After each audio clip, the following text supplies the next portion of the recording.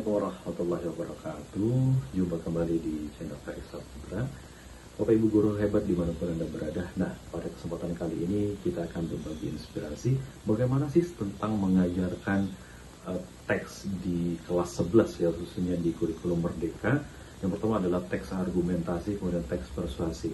Nah, bagaimana cara kita sebagai seorang guru mengajarkan teks persuasi kepada siswa-siswa kita? Yang pertama teman-teman, apakah, ini pertanyaan untuk kita semua, apakah kita menggunakan cara mengajar yang konvensional? Yang konvensional yang artinya kita mengajarkan dengan cara-cara atau teknik yang lama. Sebenarnya tidak ada salahnya ketika kita mengajarkan dengan teknik-teknik yang lama seperti itu. Sah-sah saja. Nah, pertanyaan yang berikutnya, ketika kita menggunakan teknik-teknik yang lama, termasuk juga di dalamnya adalah ceramah, apakah pemahaman siswa itu didapatkan secara utuh dan mereka mudah memahami? Jika jawabannya iya, mungkin tetap dipertahankan seperti itu. Tetapi ketika tidak, maka kita perlu merubah dengan cara yang kontekstual atau kekinian.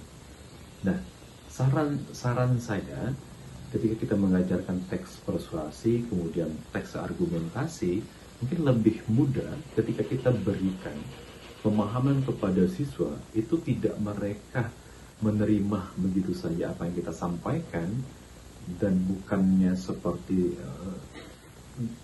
teacher center, tidak seperti itu. Karena teacher center itu hanya kita memberikan informasi kepada siswa kita dan mereka hanya menerima.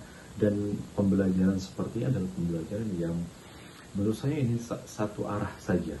Kemudian pemahaman mereka tidak lebih banyak ketika kita hanya satu arah. Nah, bagaimana cara yang lebih baik sebenarnya?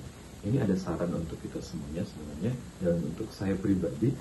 Yang pertama mungkin kita bisa lakukan, kita memberikan seperti pembelajaran problem based learning ataupun project based learning atau discovery learning. Nah, mengapa kita berikan seperti ini?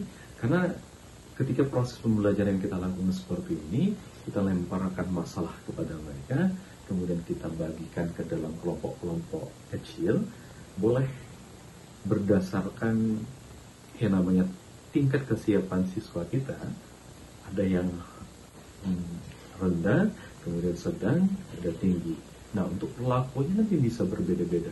Nah, apa yang kita berikan setelah kita mendapatkan kelompok, misalkan ada kelompok yang rendah penguasaan pemahaman tentang materinya, kemudian ada kelompok yang sedang atau menengah, kemudian ada yang kelompok yang tinggi seperti itu.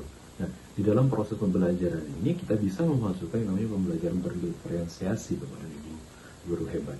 Bagaimana caranya? Dari kelompok yang kita dapatkan tadi, nah sumber belajarnya yang perlu kita tambahkan. Contoh, kita bisa memilih teks yang ada. Teks-teks persuasi misalkan bisa kita berikan kepada beberapa kelompok yang telah kita bagi, baik dari kelompok yang rendah, kemudian sedang, tinggi, kita berikan kepada mereka. Nah, tetapi dengan catatan di sana sudah ada LKPD yang sedemikian rupa penjelasannya sehingga mereka mudah memahami seperti itu. Nah, apa peran kita sebagai seorang guru? Tentu kita mendampingi siswa kita di saat proses pembelajaran seperti ini. Nah, setelah mereka ada teks yang kita bagikan, mereka membaca, boleh jadi kita tambahkan dengan tampilan seperti video proses pembelajaran ya, kita tampilkan video seperti itu, mereka akan menyaksikan. Nah, apalagi yang perlu kita tambahkan selebihnya setelah misalkan ada teks, kemudian ada video.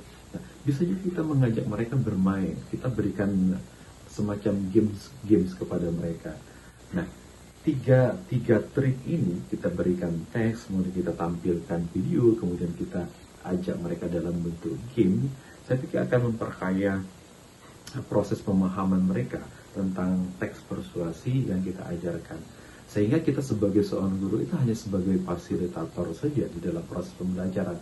Nah, pada akhirnya nanti kita akan memperkuat dari yang mereka dapatkan. Contoh, dari proses mereka pengertian atau definisi teks persuasi, kemudian dari ciri-ciri, kemudian dari struktur teksnya. Nah, ini yang perlu kita perkuat. setelah mereka mendapatkan dari proses pemahaman, pembelajaran yang kita berikan, mereka akan, kita suruh tampil mereka nanti kan, suruh tampil per kelompok, kita lihat dari presentasi mereka. Nah, dari proses presentasi tersebut, kita bisa memberikan pemahaman atau penguatan pemahaman ketika misalkan pemahaman mereka ada yang berbeda, ataupun tingkat pemahamannya tidak sama, seperti itu. Nah, ini adalah trik ataupun inspirasi untuk kita semuanya, terutama untuk diri saya pribadi. Oke, jika channel ini bermanfaat, sudah kiranya untuk like, comment, and subscribe. Terima kasih. Assalamualaikum warahmatullahi wabarakatuh.